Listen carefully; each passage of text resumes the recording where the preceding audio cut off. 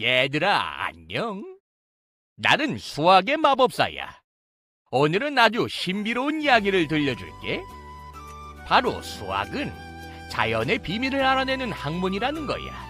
많은 사람들은 수학을 그저 문제를 푸는 과목이라고 생각하지. 하지만 수학은 단순한 문제풀이가 아니란다. 수학은 자연 속에 숨어있는 비밀을 찾아내어 사람들을 행복하게 해줄 수 있는 무언가를 만들어내는 마법 같은 학문이지. 수학은 관찰을 통해 무늬를 찾아내고 그 무늬를 그림으로 바꾸어 자연 속의 규칙성을 인간이 이해할 수 있는 언어로 바꿔준단다. 우리가 사는 세상은 겉으론 복잡하고 무질서해 보이지만 조금만 더 깊이 들여다보면 일정한 패턴과 질서가 숨어있음을 알 수 있어. 나뭇잎의 인맥, 벌집의 육각형, 바람의 소용돌이, 강물의 흐름, 별자리의 배열, 심지어 우리 몸속 세포의 움직임까지 모두 일정한 규칙 속에서 살아가고 있단다. 수학은 자연 속에 숨겨진 삶과 죽음의 규칙을 찾아내어 앞으로 어떻게 될지를 예측하는 프로그램을 만드는 일을 하지. 역사 속 인류는 자연의 비밀을 알고 싶을 때마다 수학이라는 도구를 발전시켜 왔단다. 고대의 천문학자들은 별의 움직임을 관찰하며 아무도 생각하지 못한 도형을 고안했고, 근대의 과학자들은 운동과 힘을 설명하기 위해 문자를 이용해 수학을 편안하게 만들었지. 문자의 사용은 수학을 더 편안하게 했고, 속도의 개념은 수학을 위대하게 만들었단다. 우리는 수학을 통해 유전자의 배열을 파악하고 기후 변화를 예측하며 우주의 기원을 알아내고 있어. 수학은 인간과 자연이 소통하는 언어야. 생명체가 걸어가는 흔적, 그 속의 무늬는 모두 비밀을 담고 있단다.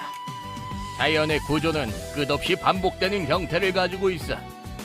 눈송이의 결정, 나무의 가지, 해안선의 굴곡 속에는 똑같은 모양이 한없이 이어지고 있지. 인체의 신비를 알면 우주의 신비를 알 수 있고, 우주의 신비를 알면 인체의 신비를 알 수 있단다. 왜냐하면 둘 다 프랙탈 구조로 서로 닮아 있으니까. 겉으로 보기엔 복잡하지만 자연은 규칙 속에서 움직이고 있어. 작은 변화가 큰 결과를 만들기도 하지. 이것이 바로 카오스, 자연의 민감성과 복잡성을 설명하는 언어야. 수학은 인간의 행복과 깊이 연결되어 있단다. MRI나 CT 같은 기계, 인공지능, 스마트폰, 위성통신, 모두 수학의 알고리즘으로 움직이고 있어. 수학은 단순한 시험 과목이 아니야. 그건 자연의 언어이자 인류의 지혜가 담긴 보물이야. 자연의 비밀을 알아내면 사람들을 행복하게 할 수 있는 무언가를 만들 수 있단다.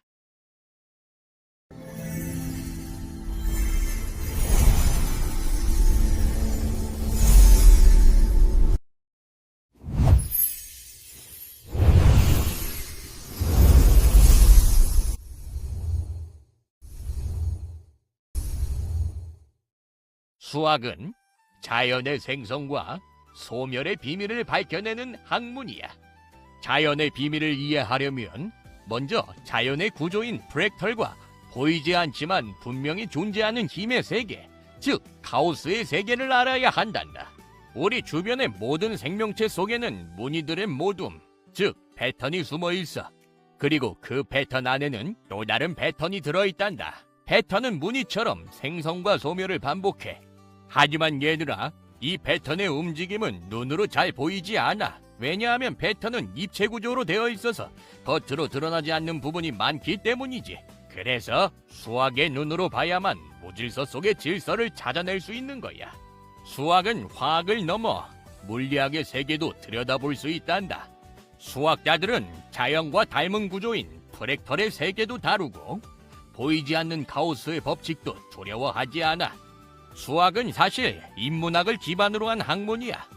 인간의 창의적인 삶과 거룩한 죽음을 다루는 인문학은 수학의 주춧돌이 된단다. 인문학은 우리 눈을 넓혀주고 보이지 않는 힘과 법칙이 숨어있는 물리학의 세계를 더 편안하게 만들어줘. 그래서 수학은 단순한 계산이 아니라 인간의 삶을 이해하는 언어이기도 해. 얘들아, 혹시 암세포 들어봤지? 정상세포와는 완전히 다른 프랙탈 구조를 가지고 있단다. 그 표면에 미세한 프랙탈 패턴을 찾아내면 암을 초기에 진단할 수도 있고 치료도 훨씬 쉬워질 수 있어. 게다가 인간의 심장박동, 뇌파, 걸음걸이 같은 리듬 속에도 프랙탈의 불규칙성이 숨어 있어. 그걸 알아낼 수 있다면 병의 징후를 미리 알아차리고 생명을 지킬 수도 있단다.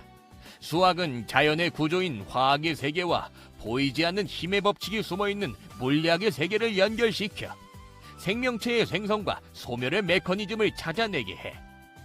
그래서 수학은 단순한 학문이 아니야. 수학은 생명 연장의 꿈을 구체적으로 실현시키는 마법이자 사람들을 행복하게 만들어주는 지혜의 열쇠란다. 얘들아, 세상은 보이는 것보다 훨씬 더 정교하게 짜여 있어. 그 안에서 수학은 마치 자연의 언어처럼 모든 생성과 소멸의 비밀을 속삭이고 있단다. 수학은 생성과 소멸의 비밀을 밝히는 학문이란다.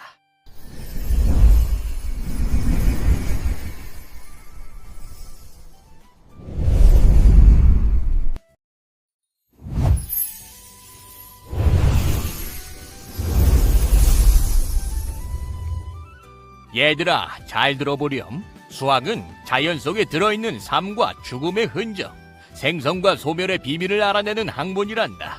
현대인들은 외롭단다. 사람들에게 외로움을 달래주고 미묘한 감정들을 어루만져줄 수 있는 무언가가 있다면 얼마나 행복할까? 건강하게 오래오래 살 수 있게 해주는 무언가가 있다면 더더욱 행복하겠지. 어떤 사람이 암에 걸렸다고 생각해보자. 그 사람에게는 큰일이 난 것이지. 사람은 자연의 구성 요소란다. 사람에게 문제가 생겼다는 것은 자연에게도 큰일이 난 것이지. 자연은 자기에게 어떤 문제가 생기면 그 문제를 해결할 수 있는 방법도 가지고 있단다. 암 치료제는 우리 눈에는 보이지 않지만 자연 속에 어떤 화합물의 형태로 존재한단다. 따라서 암 치료제는 발명의 대상이 아니야. 발견의 대상이란다. 자연의 비밀에 다가설 수 있다면 암 치료를 만드는 것은 어려운 일이 아니란다. 수학을 통해 자연의 비밀을 알아내면 사람들을 행복하게 해줄 수 있는 것들을 만들어낼 수 있단다. 생명 연장의 꿈은 누구에게나 너무 중요해. 질병의 고통으로부터 벗어나게 해주는 신약의 개발, 질병을 미리 알려주는 예방 및 예측 의학, 그리고 병이 났을 때 이를 정확하게 진단할 수 있는 MRI, CT, 초음파와 같은 의료진단 기기가 있다면 얼마나 좋을까? CT 스캔은 X선을 여러 각도로 단면의 이미지를 생성하여 암의 위치와 크기를 파악할 수 있게 해줘. MRI는 작은 병의 모습까지 우리 눈으로 볼 수 있도록 정밀하게 진단하고, PT 스캔은 인체의 기능을 3D로 표현하여 암을 진단하고 재발 여부까지 파악하는 큰 도움을 준단다. 오늘날 생명공학의 발전은 인간의 삶과 죽음의 비밀을 파악하는 데 획기적인 도움을 준단다. iPSC 기술은 불임 환자를 위해 생식세포 생성을 가능하고, 이종이식 연구는 동물의 장기를 인간에게 이식할 가능성을 열어준단다. 이러한 연구 성과의 중심에는 수학이 있단다. 수학은 유전자 편집 기술을 통해 면역 거부 반응을 최소화하는 방법을 찾아낸단다. 수학은 삶과 죽음의 흔적인 무늬를 찾아내고 형태가 있는 것들에 대해 한없이 이름을 붙이면서 보이지 않는 힘과 법칙의 세계를 한눈에 볼 수 있지. 수학은 자연과학의 꽃이란다. 생명체들의 삶과 죽음의 흔적, 생성과 소멸의 비밀을 알아내는 학문이야. 수학은 생명체들이 얼마나 더 커질 것인지, 어느 순간에 서서히 줄어들어 흔적도 없이 사라질 것인지 그 예측 프로그램을 만들어내는 학문이란다.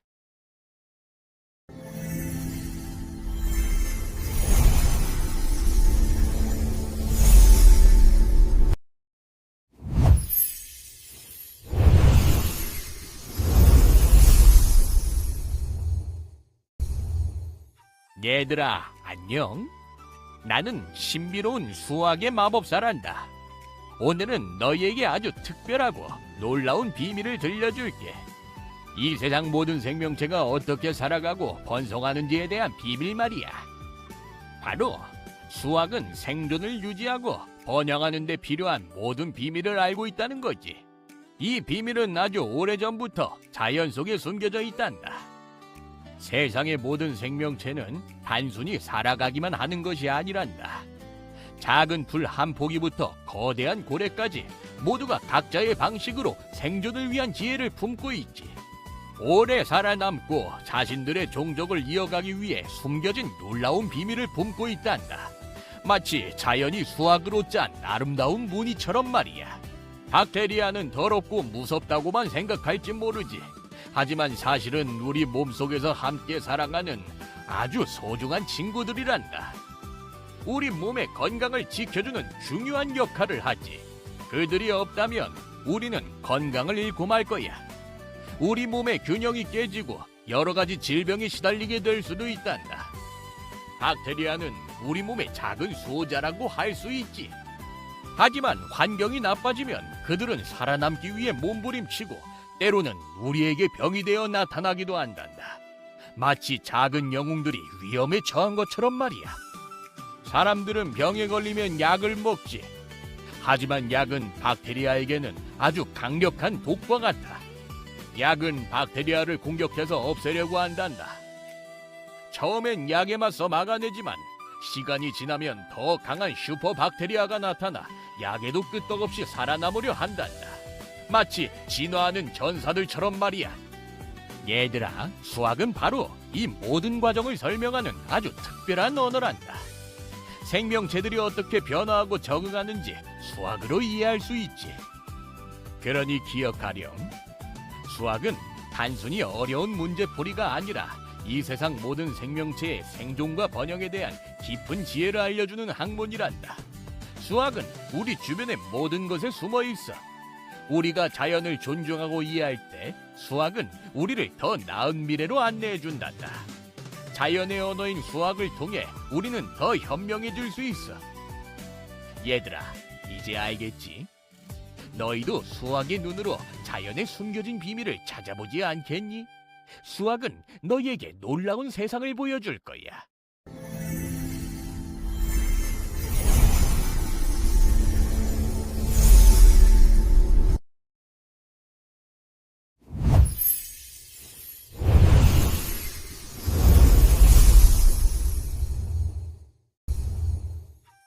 얘들아, 안녕.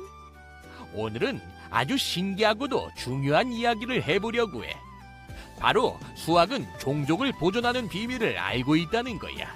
자연 속 모든 생명체는 스스로 살아남아야 해. 새끼를 낳고 먹이고 키워서 자기 종족을 이어가야 하지. 하지만 단순히 한 생명이 살아남는다고 해서 그 종족이 계속 이어지는 건 아니란다. 그래서 생명체들은 종족을 보존하는 법을 스스로 터득해왔어. 그게 바로 수학의 세계에서 찾아볼 수 있는 놀라운 비밀이지. 높은 나무 꼭대기에 까치가 집을 짓고 알을 낳았어. 그건 종족을 이어가려는 첫걸음이야. 그런데 만약 까치가 실수로 발로 알을 건드리면 어떻게 될까? 알이 굴러서 떨어질 수도 있겠지. 그런데 놀라운 건 까치알은 원추형, 즉 한쪽이 약간 뾰족한 모양이란 거야. 이 모양 덕분에 까치가 알을 살짝 건드려도 알이 멀리 굴러가지 않고 제자리에서 빙글빙글 돌기만 해. 떨어지지 않고 안전하게 둥지 안에서 머물 수 있단다. 까치알의 모양 하나에도 종족을 지키는 지혜가 숨어 있는 거야. 이건 하루아침에 생긴 게 아니야.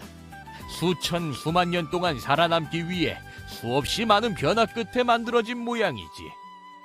이게 바로 자연 속의 수학적인 진화의 결과란다. 이번엔 사막으로 가볼까? 뜨겁고 건조한 사막엔 선인장이 살고 있어. 그런데 이파리가 하나도 없고 대신 온몸이 가시로 덮여있지. 왜 그럴까? 만약 선인장이 다른 식물처럼 넓은 잎을 가졌다면 뜨거운 태양 아래서 수분이 다 날아가 버렸을 거야. 그러면 선인장은 금세 말라 죽었겠지. 그래서 선인장은 잎을 줄이고 또 줄여서 가시로 바꾼 거야. 수분이 날아가지 않게 막고 동물들이 먹지 못하게 지키는 완벽한 생존 전략이 되었지. 이렇게 선인장은 살아남기 위한 수학적 모형을 찾아낸 식물이야. 그 모양 속에는 생존과 종족을 이어가려는 지혜로운 수학의 공식이 숨어 있단다. 얘들아, 왜 어떤 생명체가 저런 모양이 되었을까? 그걸 궁금해하고 연구하는 게 바로 수학 공부란다. 저런 모양을 본떠서 사람들에게 도움이 되는 걸 만들면 어떨까? 이건 수학의 응용이지. 그리고 저런 모양이 어떻게 작동하지? 하고 파고드는 게 과학이야. 그 원리를 이용하면 첨단 기술이 만들어지지. 결국 수학과 과학은 자연의 생존 법칙을 해독하는 도구야. 모든 생명체는 위기에 처할 때마다 변화하고 적응하고 결국 살아남는 길을 찾아왔어. 그건 마치 자연이 우리에게 주는 수학의 숙제 같단다. 수학은 이런 생명체들의 변화 속에서 종족을 보존하는 비밀의 패턴과 규칙을 찾아내는 학문이야. 프랙탈 구조와 가우스의 법칙 속에서 우리는 생명의 질서, 종족 보존의 메커니즘을 이해할 수 있단다. 단순히 생물학의 이야기가 아니야. 인류가 앞으로 어떻게 살아남을지, 어떻게 서로 조화롭게 공존할지에 대한 힌트를 주는 거야. 그래서 수학은 단순한 숫자의 학문이 아니라 생명을 지키는 등대이자 인류의 길잡이란다.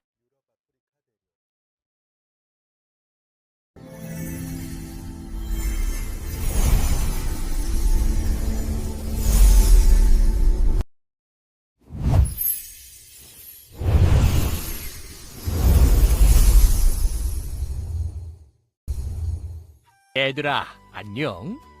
나는 수학의 마법사란다. 오늘은 인간을 행복하게 해줄 비밀은 자연 속에 있다는 놀라운 이야기를 해볼까 해. 수학은 자연의 비밀을 알아내는 학문이야. 이 비밀을 알면 사람들을 행복하게 할 놀라운 것들을 만들 수 있지. 인간은 자연의 한 부분이야. 그래서 인간 행복의 비밀을 자연이 가장 잘 알고 있단다. 예를 들어 어떤 사람이 암에 걸렸다고 해보자.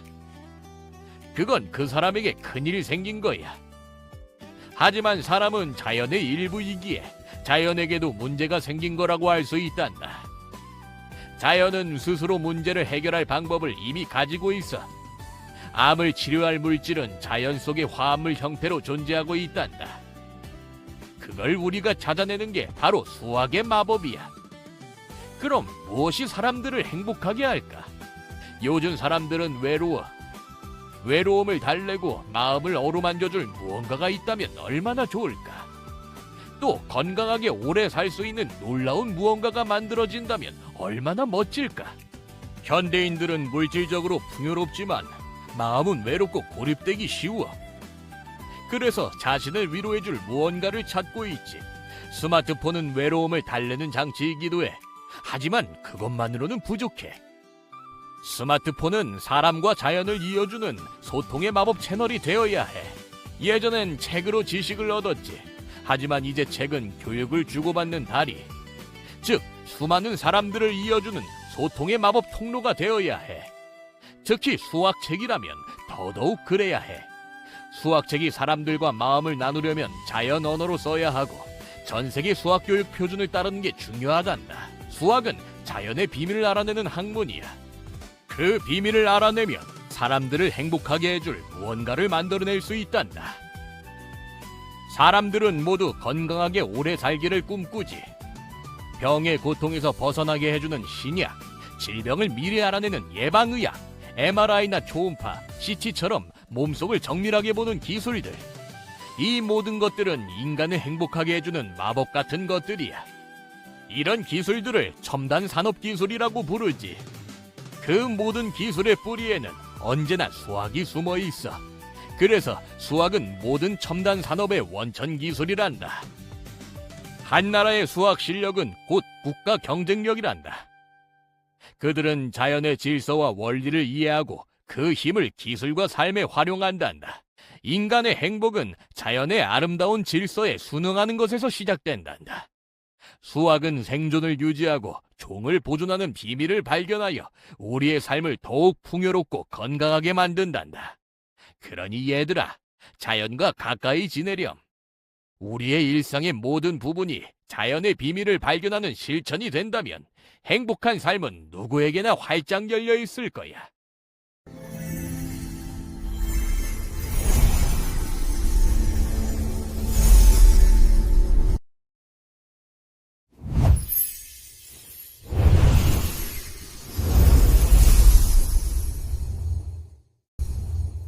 얘들아, 안녕. 나는 수학의 마법사란다. 오늘은 아주 중요한 이야기를 해보려 해. 바로 현대인들은 왜 외로움에 직면해 있을까 하는 거야. 요즘 사람들은 풍요로운 환경 속에서 살지만 외로움에 직면한 이들도 많아. 왜 그럴까? 외로움은 단순히 개인의 성격 문제가 아니야. 그건 사회의 구조적인 문제와 깊은 관련이 있단다. 물질적으로 부족함이 없지만 정서적으로는 더 빈곤해진 경우가 많지. 인간은 원래 목적을 가진 존재지만 물질의 도구로 전락하며 삶의 의미를 잃어가고 있단다. 많은 사람들은 사람들 속에 있으면서도 진정한 소속감을 느끼지 못해. 그걸 우리는 군중 속의 고독이라고 부르지. 1950년대 사회학자 데이비드 리스먼은 고독한 군중에서 이 군중 속의 고독을 설명했단다. 리스먼은 인간을 전통 지향형, 내적 지향형, 그리고 타인 지향형으로 구분했어. 특히 산업화된 사회의 타인 지향형 인간은 주변 시선과 생각에 민감하게 반응하지. 집단에서 소외되지 않으려고 끊임없이 주변의 눈치를 본다는 거야.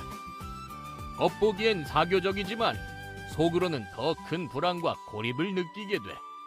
이 모습은 오늘날 SNS 문화에서도 그대로 나타나고 있단다. 수백 명의 친구와 연결되어 있으면서도 정작 자신의 고민을 진심으로 들어줄 사람은 턱없이 부족하지. 그래서 사람들은 외로움을 달래줄 무언가를 끊임없이 찾게 되는 거야. 그런데 말이야, 무언가를 찾는다는 건 결국 행복에 대한 갈망이란다. 현대인의 외로움은 단순히 주변에 사람이 많고 적음의 문제가 아니야. 외로움은 정서적인 유대감과 공감의 부재에서 비롯된 것이지. 외로움을 벗어나려면 외부의 시선만 의식해서는 안 돼. 자연스러운 삶의 질서 속에서 자기 자신과 연결되는 다른 이들의 삶의 길을 끊임없이 찾아보는 게 필요하단다. 수학의 마법사는 이렇게 말해주고 싶어. 너와 나는 우리가 되어야 해.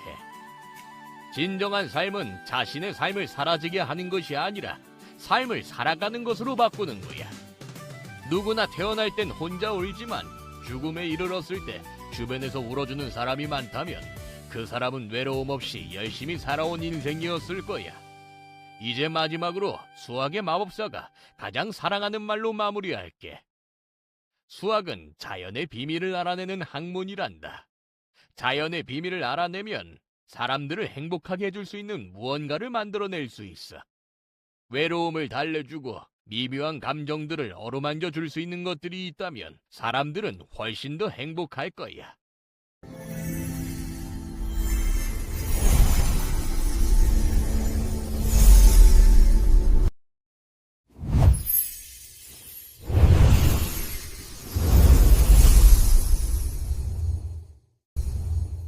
얘들아, 안녕. 나는 수학의 마법사란다. 오늘은 아주 중요한 이야기를 해보려 해. 바로 현대인들은 왜 외로움에 직면해 있을까 하는 거야. 요즘 사람들은 풍요로운 환경 속에서 살지만 외로움에 직면한 이들도 많아. 왜 그럴까? 외로움은 단순히 개인의 성격 문제가 아니야. 그건 사회의 구조적인 문제와 깊은 관련이 있단다. 물질적으로 부족함이 없지만 정서적으로는 더 빈곤해진 경우가 많지. 인간은 원래 목적을 가진 존재지만 물질의 도구로 전락하며 삶의 의미를 잃어가고 있단다. 많은 사람들은 사람들 속에 있으면서도 진정한 소속감을 느끼지 못해. 그걸 우리는 군중 속의 고독이라고 부르지. 1950년대 사회학자 데이비드 리스먼은 고독한 군중에서 이 군중 속의 고독을 설명했단다. 리스먼은 인간을 전통 지향형, 내적 지향형, 그리고 타인 지향형으로 구분했어. 특히 산업화된 사회의 타인 지향형 인간은 주변 시선과 생각에 민감하게 반응하지. 집단에서 소외되지 않으려고 끊임없이 주변의 눈치를 본다는 거야. 겉보기엔 사교적이지만 속으로는 더 큰 불안과 고립을 느끼게 돼. 이 모습은 오늘날 SNS 문화에서도 그대로 나타나고 있단다. 수백 명의 친구와 연결되어 있으면서도 정작 자신의 고민을 진심으로 들어줄 사람은 턱없이 부족하지. 그래서 사람들은 외로움을 달래줄 무언가를 끊임없이 찾게 되는 거야. 그런데 말이야, 무언가를 찾는다는 건 결국 행복에 대한 갈망이란다. 현대인의 외로움은 단순히 주변에 사람이 많고 적음의 문제가 아니야. 외로움은 정서적인 유대감과 공감의 부재에서 비롯된 것이지. 외로움을 벗어나려면 외부의 시선만 의식해서는 안 돼. 자연스러운 삶의 질서 속에서 자기 자신과 연결되는 다른 이들의 삶의 길을 끊임없이 찾아보는 게 필요하단다. 수학의 마법사는 이렇게 말해주고 싶어. 너와 나는 우리가 되어야 해. 진정한 삶은 자신의 삶을 사라지게 하는 것이 아니라 삶을 살아가는 것으로 바꾸는 거야. 누구나 태어날 땐 혼자 울지만 죽음에 이르렀을 때 주변에서 울어주는 사람이 많다면 그 사람은 외로움 없이 열심히 살아온 인생이었을 거야. 이제 마지막으로 수학의 마법사가 가장 사랑하는 말로 마무리할게. 수학은 자연의 비밀을 알아내는 학문이란다. 자연의 비밀을 알아내면 사람들을 행복하게 해줄 수 있는 무언가를 만들어낼 수 있어. 외로움을 달래주고 미묘한 감정들을 어루만져 줄 수 있는 것들이 있다면 사람들은 훨씬 더 행복할 거야.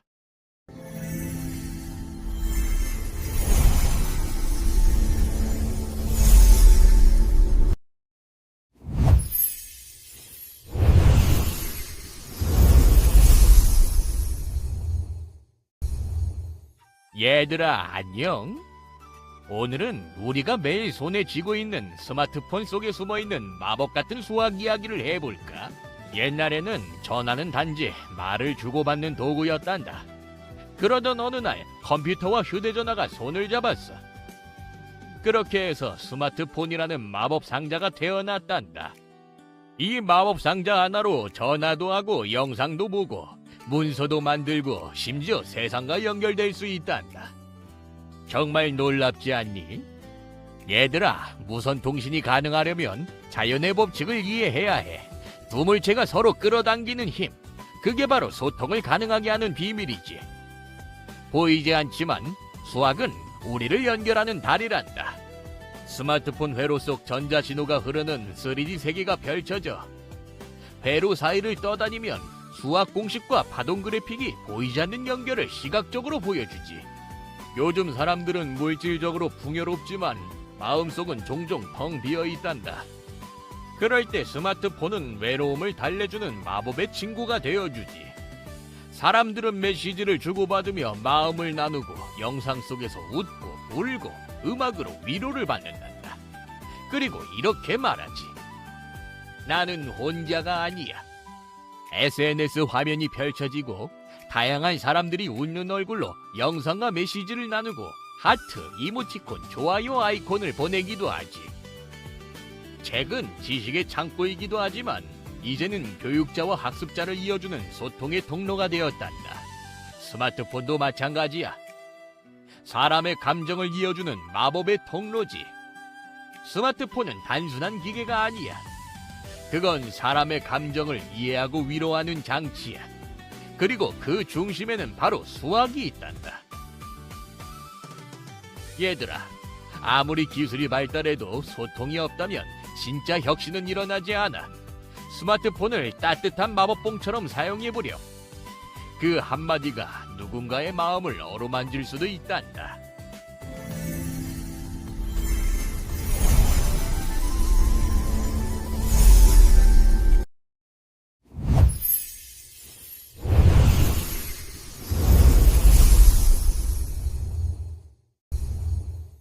얘들아, 안녕. 나는 수학의 마법사란다. 오늘은 조금 낯설지만 흥미로운 이야기를 해볼까 해. 바로 퍼지 이론이란다. 퍼지라는 말 속에는 애매하고 경계가 명확하지 않은 뜻이 들어있단다. 세상은 단순히 예 아니면 아니오로만 구분되지 않아. 사람의 감정, 날씨, 건강 상태, 그리고 삶의 모습들까지도 그 사이 어딘가 중간 영역에 머무르고 있단다. 이 신비한 이론은 버클리 대학의 자대 교수님이 처음 만들었단다. 불확실한 상황을 수학적으로 표현한 것이 바로 퍼지 이론이지. 확률이 70%라면 딱 그 수치로 한정된 것이지만 퍼지 이론은 65%도 되고 75%도 가능해라고 말한단다. 퍼지 이론은 정보 처리나 제어 분야에서 놀라운 성과를 냈단다. 로봇, 지하철, 자동은행 시스템, 엘리베이터, 음성인식, 그리고 의료 진단에도 활용되고 있어. 세탁기엔 퍼지 센서가 들어있어서 세탁물이 얼마나 더러운지 스스로 판단하고 세탁 시간을 조절하지. 의료에서도 퍼지 이론은 환자의 증상을 더 정밀하게 분석하고 예측 진단에도 쓰이고 있어. 사람의 언어나 감정처럼 애매한 영역을 다루는 데 강하단다. 퍼지 이론은 1과 0의 이진법을 쓰는 컴퓨터에 놀라운 변화를 가져왔단다. 애매한 자료를 데이터베이스를 이용해 정리하고 로봇이나 인공지능에도 이용할 수 있단다. 퍼지 이론은 불확실성과 애매함 속에서도 새로운 길을 찾아내는 지혜란다. 수학은 단순한 공식이 아니라 인간의 감정과 삶을 더 깊이 이해하도록 돕는 따뜻한 학문이지.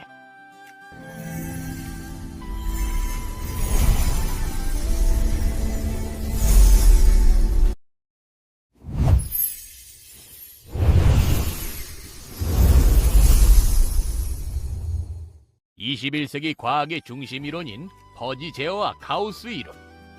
이들은 21세기 과학을 이끌고 있단다. 세상은 단순히 0과 1로 설명할 수 없단다. 사람의 감정, 날씨, 건강 상태처럼 애매한 영역이 많아. 퍼지 제어는 이런 애매함을 다루는 수학적 방법이란다. 기계가 사람의 생각과 감각을 더 잘 이해하도록 돕기도 하지. 에어컨, 세탁기, 자동차가 똑똑하게 작동하는 힘이란다. 인간의 감각과 인지 능력은 어렴풋한 것들에 머물러 있기도 해. 사람 같은 인공지능을 추구한다면 어렴풋함을 수학적으로 계산할 수 있어야 한단다. 집합연산은 논리연산으로 쉽게 변환될 수 있어. 집합의 확률을 도입한 퍼지 집합론의 기초가 튼튼하다면 퍼지 논리 체계를 쉽게 만들 수 있단다. 미지근한 물과 뜨거운 물을 섞으면 약간 따뜻한 물이다라는 문장을 퍼지 집합론으로 쉽게 논리연산할 수 있어. 퍼지 논리는 미지근한 물이 0.3만큼 참이고 0.7만큼 거짓일 때 약간 따뜻한 물이 얼마만큼 참인지 수치로 답할 수 있단다. 사람들의 외로움을 달래고 미묘한 감정을 어루만져 줄 수 있다면 얼마나 행복할까. 퍼지 제어는 이런 물음에 대한 해결책을 담고 있단다. 21세기 과학의 중심 이론인 가우스는 혼돈이라는 뜻을 가지고 있지만 단순한 무질서가 아니란다. 아주 작은 변화가 시간이 지나면서 큰 차이를 만들어내는 현상이란다. 나비 효과라는 말을 들어본 적 있니? 브라질 나비의 날개짓이 미국의 태풍을 불러올 수도 있다는 말이야. 가우스 이론을 잘 표현한 예란다. 자연 속에는 수많은 패턴과 규칙이 숨어 있어. 가우스 이론은 그 속에서 드러나는 질서를 찾아내는 영역이야. 퍼지 제어와 가우스 이론은 겉보기에는 다르지만 우리의 삶과 깊은 관련이 있단다. 퍼지 제어는 불확실한 현실 속에서 중간의 길을 찾아내고 가우스 이론은 무질서 속에서 숨겨진 질서를 밝혀준단다. 수학은 자연의 비밀을 알아내는 학문이야. 프랙탈과 가우스의 세계를 이해하면 자연의 비밀에 다가설 수 있어. 수학은 자연과 인간의 삶을 이해하고 행복한 삶에 도움을 준단다. 21세기 과학은 단순한 기술 발전에만 머물지 않는단다. 인간의 감성과 자연의 복잡성을 함께 이해하려는 길을 걷고 있지. 퍼지 제어와 가우스 이론은 인간의 행복한 삶을 추구하는 과학의 도구란다.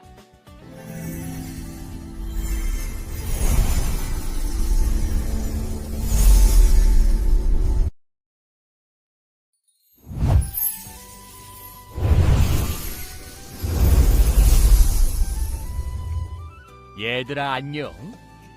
나는 수학의 마법사란다.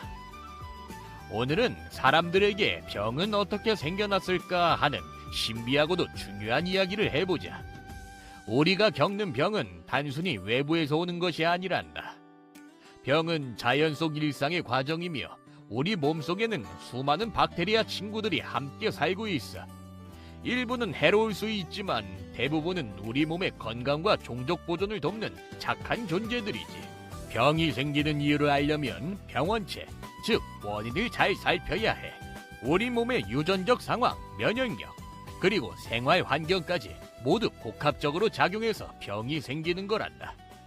병의 근원에는 박테리아, 세균, 곰팡이, 화합물질, 물리적 자극 등 다양한 요인들이 있어. 이것들이 몸속으로 침입하거나 우리 몸의 균형을 무너뜨리면 병이 생기지. 유전, 나이, 영양 상태, 면역력뿐 아니라 오염된 환경과 생활 습관까지도 병의 위험을 높일 수 있어. 병은 누군가로부터 감염될 수도 있고 우리 몸 안에서 스스로 생겨날 수도 있단다. 유전적 변이, 노화, 환경오염, 자가면역 질환 등이 그 예야. 얘들아, 수학은 자연의 비밀을 알아내는 학문이야. 자연의 비밀을 알면 사람들을 행복하게 해줄 무언가를 만들 수 있단다. 사람이 자연의 일부이기에 사람에게 문제가 생긴 건 자연에게도 문제가 생긴 거야. 놀랍게도 자연은 스스로 문제를 해결할 방법도 함께 가지고 있단다. 사람들이 스트레스를 받거나 오염된 음식을 먹으면 우리 몸속 박테리아의 터전도 오염돼 버려. 생존이 위협받은 박테리아들은 살아남기 위해 온갖 방법을 찾고 그 몸부림이 바로 병이라는 신호로 나타나는 거야. 병원에서 약을 먹는 순간 박테리아 입장에선 독극물과 같아. 그래서 그들은 살아남기 위해 더 강한 형태로 진화하려 하지. 이렇게 해서 슈퍼 박테리아가 생겨나는 거야. 병은 외부 침입만이 아니라 우리 몸속에서 자연과 생명체가 균형을 잡으려는 과정이야. 수학은 이런 생존의 법칙을 분석하고 자연의 규칙을 찾아내어 생명과 종족의 보존을 예측하는 지혜를 주는 학문이지. 병은 두려움의 대상이 아니란다. 병은 우리에게 자연과의 균형을 잃었어 하고 알려주는 하나의 신호일 뿐이야. 그러니 병과 싸우기보다는 병이 왜 생겼는지를 이해하고 조화롭게 살아가는 지혜를 배우자꾸나. 자연의 비밀을 이해하는 것이 바로 행복하고 건강하게 사는 첫걸음이란다. 이 이야기를 기억하렴, 얘들아. 수학은 병의 원인을 계산하는 학문이기도 하지만 무엇보다 생명과 자연의 조화를 이해하는 언어란다. 그리고 그 비밀을 아는 자는 세상을 더 건강하고 행복하게 만들 수 있지.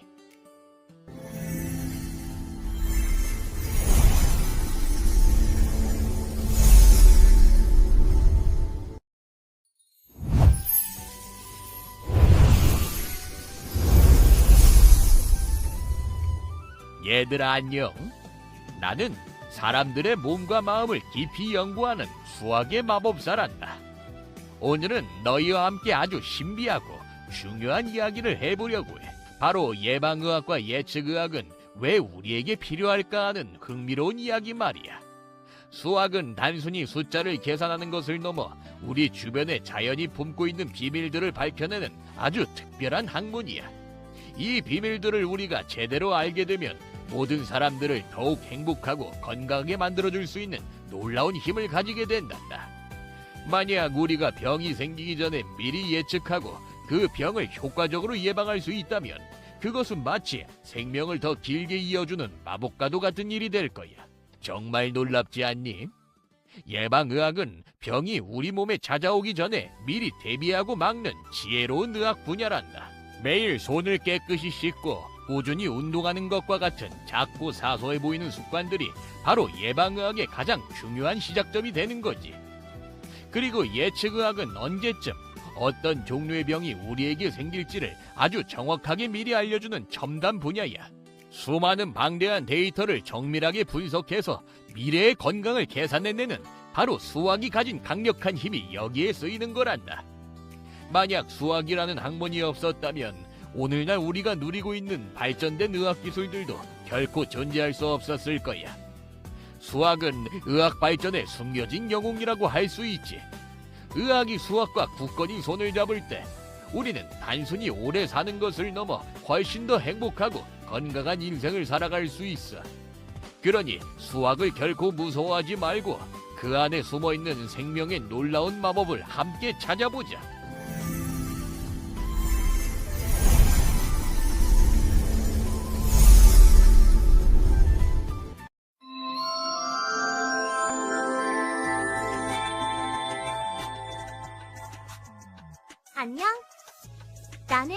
마법사 루미아야.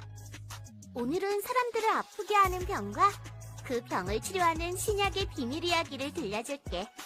세상은 풍요로워졌지만 새로 생겨나는 병들도 많아졌어. 이제는 무병장수 대신 유병장수의 시대가 된 거야. 그래서 사람들은 건강하게 살기 위해 신약 개발이라는 거대한 마법에 도전하게 되었단다. 흰 가운을 입고 실험실에서 빛나는 액체를 섞는 사람, 바로 신약 개발 연구원이야. 하지만 이 사람의 일은 단순히 약을 섞는 실험만이 아니야. 새로운 약의 기획, 연구, 실험, 생산, 그리고 판매까지 모든 단계를 함께 설계하는 과학의 마법사들이지. 신약 개발은 어떤 약을 만들지 계획을 세우는 일에서 시작해. 그 다음엔 연구실에서 물질을 조합하고 실험을 거듭하며 이게 정말 도움이 될지 하나씩 확인하지. 하지만 그게 다가 아니야. 임상실험이라는 긴 여정을 통과해야만 해. 이 모든 과정을 마치려면 10년이라는 시간과 수많은 노력, 돈이 필요하단다. 그래서 신약 개발은 정말 기적 같은 마법이야. 왜냐하면 이미 세상에 나온 약들이 너무 많기 때문이지. 새로운 질병일수록 원인조차 명확하지 않아서 연구가 훨씬 복잡해지는 거지. 예를 들어 알츠하이머 병은 100년 넘게 연구되었지만 아직도 원인이 완전히 밝혀지지 않았어. 하지만 바로 여기서 마법 같은 과학 수학이 등장한단다. 수학은 자연의 비밀 언어야. 숫자와 패턴으로 세상의 질서를 밝혀내지. 이 수학의 힘을 이용하면 병이 생기는 원인과 치료의 길도 찾아낼 수 있어. 실제로 우리가 사용하는 약들 중 많은 것은 자연에서 온 선물이야. 뱀독으로 고혈압 치료제, 버드나무 껍질에서 아스피린, 은행잎에서 혈액순환제, 모두 자연과 수학의 협력으로 만들어졌단다. 이제는 신약 개발의 수학 모델링이 함께 쓰이고 있어. 실험 대신 미분 방정식과 가상 시뮬레이션으로 약의 반응을 예측하고 부작용의 원인을 찾아내는 거야. 덕분에 연구기간은 짧아지고 약의 안전성은 훨씬 높아졌지. 19세기에는 물리학, 20세기에는 화학, 그리고 지금 21세기엔 수학이 생명과학의 주인공이 되었어. 미국에서는 통계학 박사 2명 중 1명이 의학 연구에 참여하고 전 세계의 나라들이 수리생물학 연구소를 세우고 있단다. 이건 단순한 숫자 이야기가 아니야. 사람의 생명을 구하고 미래를 설계하는 마법의 언어가 바로 수학이라는 뜻이야. 수학은 생명을 구하는 마법이야. 그리고 신약 개발은 그 마법이 세상을 더 아름답게 만드는 과정이지.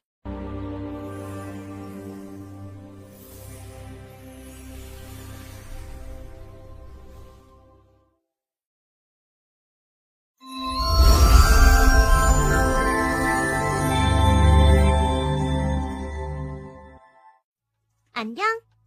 나는 마법사 루미아야. 오늘은 암이라는 질병의 비밀을 들려줄게. 조금 어렵게 느껴질 수도 있지만 내가 마법처럼 풀어줄 테니 걱정 마. 우리 몸은 수많은 세포라는 작고 귀여운 생명 단위들로 이루어져 있어. 이 세포들은 다치면 스스로 회복하고 회복이 안 되면 조용히 죽음을 선택하지. 그런데 말이야, 어떤 세포들은 갑자기 폭주를 일으켜버려. 자신의 규칙을 잊고 미친 듯이 증식하면서 주변 세포들을 공격해버리는 거야. 그걸 바로 암이라고 부른단다. 놀랍게도 사람만 그런 건 아니야. 동물들도 암에 걸릴 수 있어. 특히 오래 살거나 덩치가 큰 동물일수록 암의 위험이 더 높지. 사람은 평균적으로 3명 중 1명이 암에 걸릴 정도로 아주 취약해. 의학 발전으로 오래 살게 된 것도 한몫하지만 우리가 사는 환경도 큰 영향을 미치고 있어. 암의 역사는 생각보다 오래되었단다. 고대 이집트의 파피루스 문서에도 유방암에 대한 기록이 있어. 기원전 4세기 히포크라테스가 암 조직이 개처럼 보인다고 해서 카르키노스라는 이름을 붙였어. 그래서 지금도 캔서라는 영어 단어가 개자리랑 같은 이름이 된 거야. 고대의 사람들은 암의 원인을 신의 저주라고 생각했어. 히포크라테스는 인간의 몸 안에 4가지 체액이 있다고 믿었는데 그중 흑점즙이 너무 많으면 암이 생긴다고 했지. 하지만 과학이 발전하면서 진짜 비밀이 드러났어. 1838년 요하네스 밀러가 암이 세포로 이루어져 있다는 걸 밝혀냈고 1860년대에는 이 세포들이 몸의 다른 곳으로 전이될 수도 있다는 사실도 밝혀졌단다. 암은 결국 유전자의 마법이 어긋나 생기는 병이야. 세포는 정해진 횟수만큼 복제하다가 스스로 멈추는데 복제가 너무 많으면 암이 되고 너무 적으면 빨리 늙어버려. 사람들이 오래 살게 되면서 세포도 멈추고 더 많이 복제하면서 암이 생길 가능성도 커진 거야. 그런데 말이야, 흥미로운 사실 하나 알려줄게. 수학이 암의 비밀을 푸는 데 도움을 준다는 거 알고 있었어?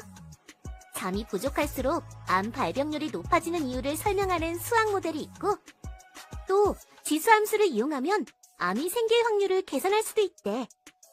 예전에는 통계로만 암을 연구했다면 이제는 수학적 모델링으로 미래를 예측할 수 있는 시대가 온 거지. 물론 환경도 큰 영향을 미쳐. 18세기 영국의 굴뚝 청소부들이 피부암에 많이 걸렸던 이유는 석탄을 태울 때 생긴 콜타르 때문이었어.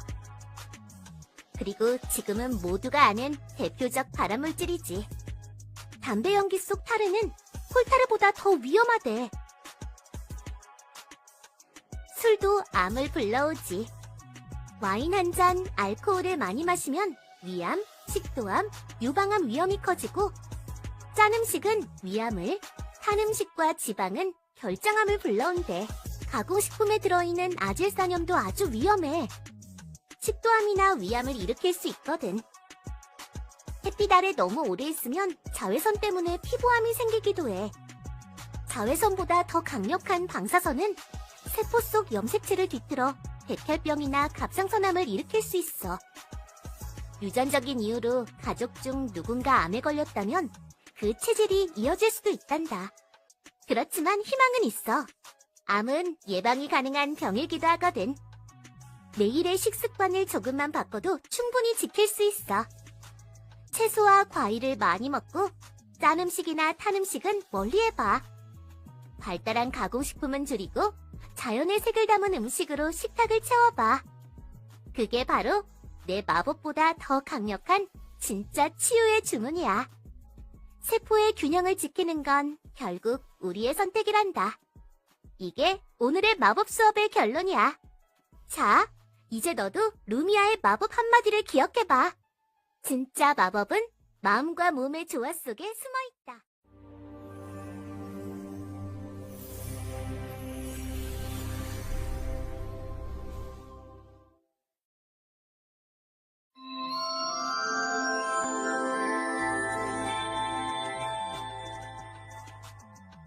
안녕.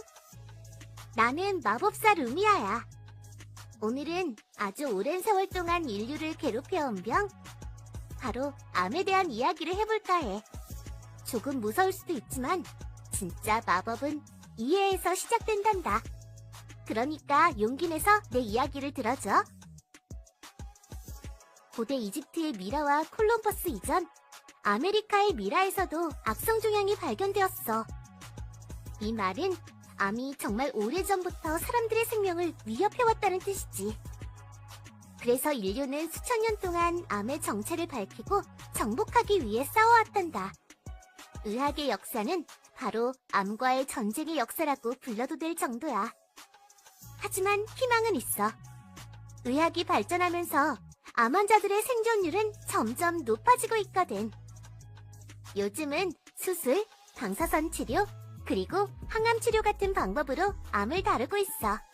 그렇지만 아직은 완벽한 마법의 치료제, 그러니까 완전한 해답은 없지. 수술과 방사선 치료는 말 그대로 국소 치료야. CT나 MRI 같은 마법 같은 도구로 암의 위치를 찾아내고 그 부위를 잘라내거나 방사선 같은 세포를 태워 없애는 방식이지. 조기에 발견하면 효과가 정말 좋아. 마치 악의 씨앗을 작은 불씨일 때 꺼버리는 것처럼 말이야. 그런데 만약 암이 이미 온몸으로 퍼졌다면? 그땐 항암 치료라는 약물 마법을 써야 해. 이건 암세포를 직접 공격하거나 성장하지 못하게 막는 방법이야.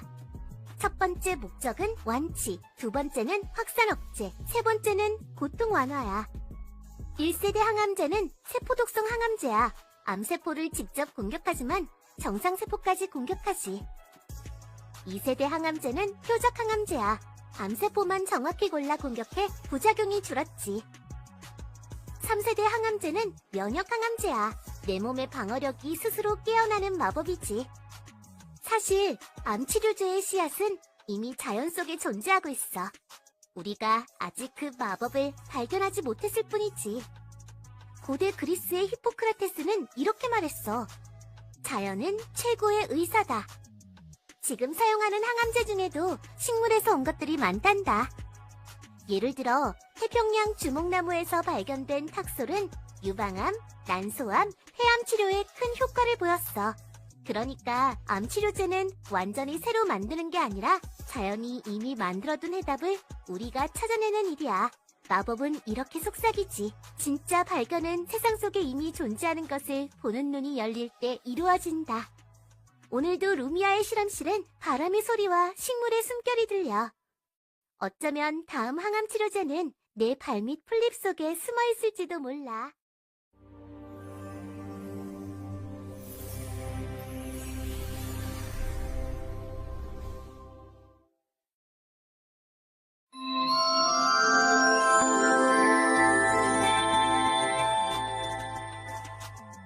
안녕? 나는 소녀마법사 루미아야. 오늘은 눈으로 볼 수 없는 세상을 보여주는 특별한 마법 도구 MRI의 비밀을 알려줄게. 세상에는 눈에 보이지 않는 것들이 많아. 그래서 사람들은 특별한 도구들을 만들어냈지. 아주 작은 세포는 현미경, 몸속은 X선, 바이러스는 전자현미경으로 보듯이 말이야. 이제 훨씬 더 놀라운 마법 도구가 등장했어. 바로 MRI, 자기공명 영상장치야.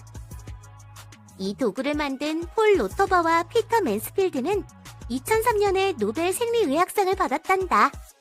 왜냐고? 눈으로 볼 수 없던 몸속 세계를 선명하게 그림처럼 보여주는 마법을 현실로 만들었으니까. 다른 검사들, 예를 들어 X선이나 CT, 초음파는 몸속으로 에너지를 쏘아 영상을 만들어. 하지만 MRI는 자석의 힘과 고주파를 써서 몸속을 촬영해. 인체에 해롭지 않고 영상의 정밀도도 아주 뛰어나지. 그럼 MRI의 마법 원리를 살짝 들여다볼까? 우리 몸의 대부분은 물로 이루어져 있고 물은 수소 원자로 구성되어 있어. 수소의 양성자는 스스로 돌면서 아주 작은 자석처럼 행동해. 계속 회전하며 미세한 자기장을 만들어내는 거야. 그래서 MRI가 강력한 자기장을 몸에 걸면 몸속의 수소 원자핵들이 자기장을 따라 일렬로 정렬돼. 검사할 때 들어가는 둥근 터널이 바로 자기장을 만드는 마법 통로야. 몸에 두르는 코일 장치는 고주파를 보내고 되돌아오는 신호를 잡아내는 역할을 해. 촬영이 시작되면 수소 원자핵들이 돌다가 고주파가 멈추면 원래대로 돌아가며 흡수했던 에너지를 방출하지. 바로 그 신호가 MRI 영상의 재료가 되는 거야. 인체의 각 조직은 물의 양이 달라. 이 차이를 컴퓨터가 흑백 명암 값으로 바꾸면 내부 모습이 사진처럼 나타나. MRI는 이 신호들을 행렬과 풀이의 변환이라는 수학 공식으로 이미지를 만들어내. 행렬은 신호 세기를 기록하고 풀이의 변화는 숫자 정보를 그림으로 바꿔. 숫자들로 그려진 그림을 선명한 영상으로 펼치는 것과 같아. MRI는 근육, 인대, 뇌 같은 말랑한 조직을 정밀하게 구분할 수 있고 방사선 노출이 없어 안전하며 해상도도 뛰어나지. 단점이라면 조금 비싸고 시간이 오래 걸린다는 점. 하지만 우리 몸의 비밀을 이렇게 아름답게 보여주는 도구라면 충분히 가치 있지 않을까?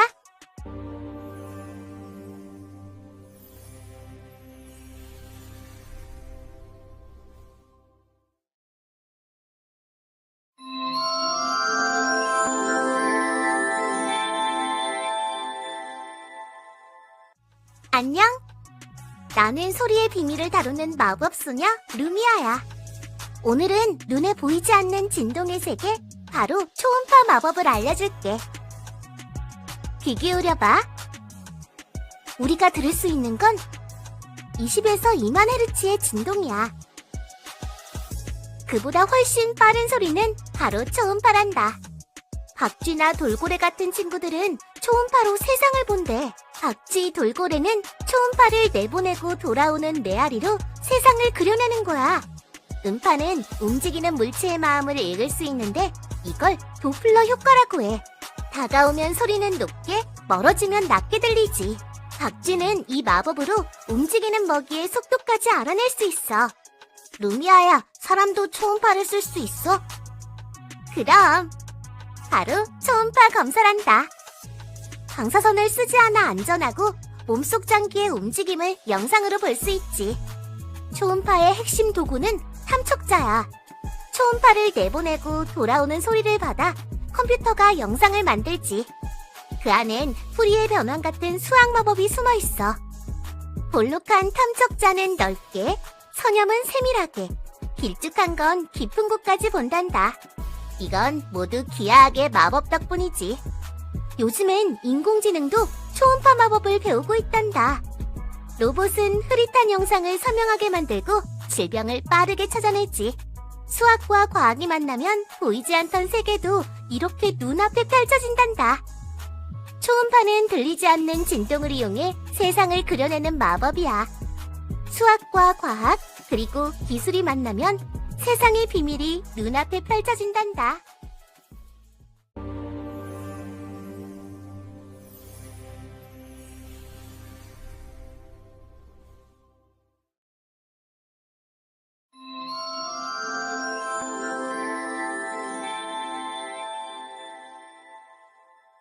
어떤 병의 원인을 알려면 인체 내부를 들여다볼 필요가 있단다. 50년 전에는 직접 해부하지 않고 우리 몸속을 확인하는 일은 불가능했어. 하지만 뼈, 근육, 장기 등을 보여주는 마법 같은 빛, 바로 X선이 있단다. X선은 돌이나 콘크리트처럼 단단한 사물도 통과하는 성질이 있어. 우리 몸속을 들여다보는 것도 어렵지 않지. X선 사진을 보면 단단한 뼈는 흰색으로, 근육은 진한 회색 또는 검은색으로 나타나지. X선을 이용한 검사법 중 하나인 CT 검사는 여러 방향에서 찍은 X선 사진을 컴퓨터로 재구성해 인체 내부를 입체적으로 살펴볼 수 있단다. CT 검사를 위해 침대에 누우면 침대가 터널 같은 둥근 통 속으로 움직이며 X선이 방출되어 우리 몸을 꼼꼼히 찍지. 뼈처럼 밀도가 높은 부분을 통과한 X선은 많이 줄어들고 근육처럼 밀도가 낮은 부분에서는 X선이 조금만 흡수된단다. 인체를 통과한 X선의 세기를 측정해 이미지를 얻고 여러 장의 X선 사진을 컴퓨터로 조합하면 우리가 아는 CT 사진이 완성되는 거야. CT 검사의 기본이 되는 수학 원리는 연립 1차 방정식이야. 환자 몸의 단면에 여러 방향에서 X선을 쏜다고 생각해보자. X선의 방향에 따라 몸속에 흡수된 에너지의 양이 달라지며 여러 측정값을 이용해 연립 1차 방정식을 만들 수 있단다. 연립 1차 방정식의 해를 구하면 반면에 각 부분이 흡수한 에너지의 양을 알 수 있고 이를 명암함수로 변환하면 단층 차정 사진이 완성된단다. 컴퓨터는 연립 방정식을 풀 때 행렬이라는 수학 이론을 사용하며 이를 위해서는 선형대수에 대한 지식이 필요해. 예기치 못한 상황으로 CT 영상이 선명하지 않거나 훼손될 수 있는데 이때 잡티를 제거하는 과정에서도 수학이 활용된단다. 선명한 영상을 얻기 위해 블러링과 평균값 계산이 필요하며 이진법 이미지에서 주변 평균값을 맞추는 과정에 미분 방정식이 이용된단다. 사진 데이터의 평균값을 미분 방정식에 대입해 해를 구하면 복원된 영상의 경계가 자연스럽게 다듬어지고 흩어진 데이터를 다시 잡아준단다. 전문가들은 고차원적인 정보를 얻기 위해 이 방정식을 사용한단다.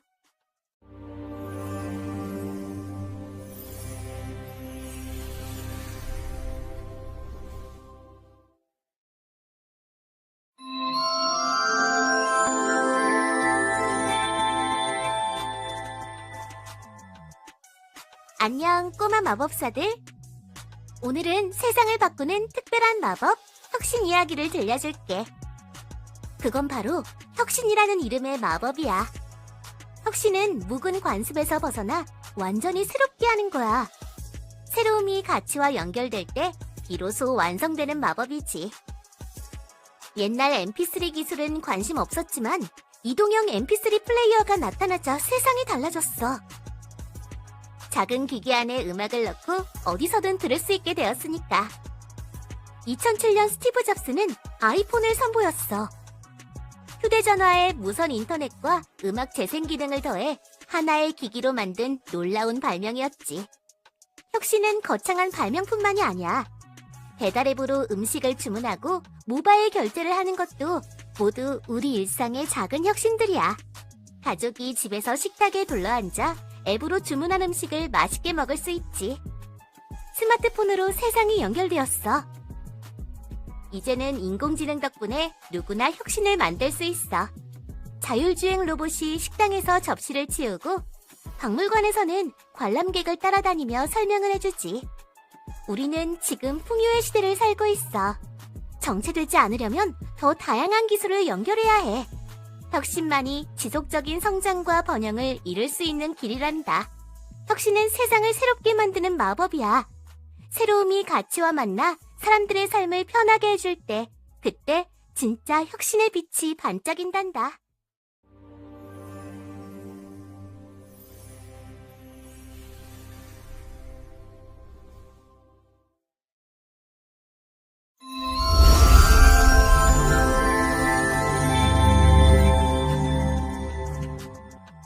독일 철학자 헤겔은 양적 변화가 일정 지점에 이르면 질적 변화로 일어난다고 말했단다. 이를 양질 전환의 법칙이라고 해. 내적 에너지가 쌓이면 결국 폭발하여 새로운 세계를 창조한다는 것이 이 법칙의 핵심이야. 경제와 사회의 이러한 거대한 변화를 산업혁명이라고 해. 첫 번째는 증기기관의 발명으로 시작되었어. 기계가 인간의 노동력을 대체하여 생산성을 두세 배나 높였어. 증기기관차와 증기선은 세계 무역을 확장시켰단다. 제2차 산업혁명은 대량 생산을 위한 전기 사용과 함께 왔어. 이 시기에는 화학, 전기, 석유, 철강이 기술 혁신을 주도했단다. 석유로 움직이는 엔진이 증기를 대체했고, 전기는 통신 기술을 탄생시켰지. 컴퓨터, 정보 시스템, 자동화된 생산의 등장은 제3차 산업혁명을 상징하고 있어. 이 용어는 제레미 리프킨이 2012년 저서 3차 산업혁명에서 처음 사용했던 말이야. 그는 인터넷과 재생가능 에너지를 두 가지 핵심 요소로 강조했지. 전통적인 제조업의 시대가 끝나고 지식과 정보의 시대가 시작했어. 4차 산업혁명은 빅데이터, 인공지능, 나노기술을 통합하는 말이야. 그렇다면 이 시대의 가장 중요한 학문은 물리학, 화학 또는 인문학일까? 사실 이 모든 분야의 기초는 수학이란다. 수학은 모든 첨단 산업의 원천이지. CT 및 MRI 스캐너는 방정식, 미적분학, 미분이론에 의존하고 있어. 통계학, 이산수학, 선형대 수학은 빅데이터에 필수적이지. 수리생물학은 불치병에 대한 새로운 약과 치료법을 개발하는 데 도움이 되고 있어. 개인 데이터를 보호하는 암호학조차도 수학에 기반을 두고 있어. 널리 사용되는 RSA 알고리즘은 소수와 인수분해를 사용해서 만들어. 소수의 분포는 불규칙하기 때문에 두 개의 큰 소수의 곱을 분해하는 것은 극히 어렵다는 걸 이용한 거지. 이것이 바로 보안의 핵심이야. 그러나 이제 양자 컴퓨터는 RSA 시스템을 위협하고 있어. 확률을 통해서만 설명되는 양자 중첩과 얽힘은 상상할 수 없는 속도를 가능하게 하고 있단다. 수학이 자체 코드를 만들고 깨뜨리는 것이 매혹적이지 않아? 인공지능 자체는 수학 위에 세워졌어. 미적분학, 선형대 수학, 통계학, 집합론, 함수 해석학이 모두 혁신으로 표현되는 수학이론이야. 미적분학은 오류를 최소화하고 풀이의 급수는 소리와 이미지를 처리하며, 최적화 이론은 인간의 의사결정과 마찬가지로 최단 경로와 최적의 시간 사용으로 우리를 안내해. 증기에서 인공지능으로, 에너지에서 지능혁명으로 모든 혁명은 수학에서 시작된단다. 수학은 단지 숫자가 아니야. 수학은 창조 그 자체라는 언어라는 걸 잊지 마.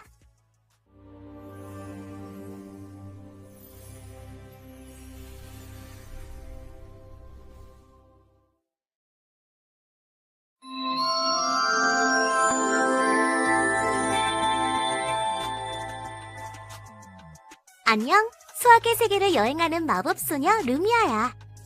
왜 수학이 강한 나라가 세계를 이끄는 걸까 하는 이야기를 해볼게.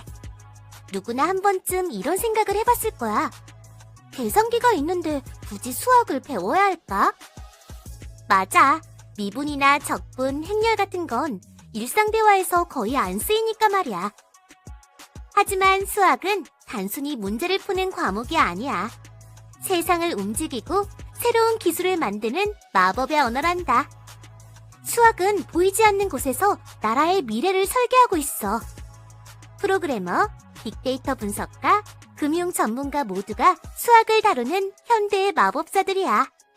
증기기관으로 시작된 1차 산업혁명에서 AI로 이어지는 4차 산업혁명까지 모든 변화의 중심엔 언제나 수학이 있었어. 최근 중국의 인공지능 딥시크가 세상을 놀라게 했지. 값싼 노동력으로 알려졌던 중국이 이젠 AI 강국으로 떠오른 거야. 인도 역시 수학의 힘으로 세상을 바꾸고 있어. IT, 우주, 핵기술까지 수학이 그 모든 걸 이끌고 있지. 신약 개발, 우주 발사체 궤도 계산, 이 모든 건 수학이 없으면 불가능해. 그래서 요즘은 산업수학이라는 분야가 생겼어. 그렇다고 모든 사람이 수학 천재가 될 필요는 없어. 수학을 이해하려는 마음, 세상을 논리적으로 보는 눈은 누구에게나 필요한 마법이야. 수학은 세상을 지탱하는 보이지 않는 마법이야. 그 힘을 아는 사람은 세상을 새롭게 만들 수 있단다.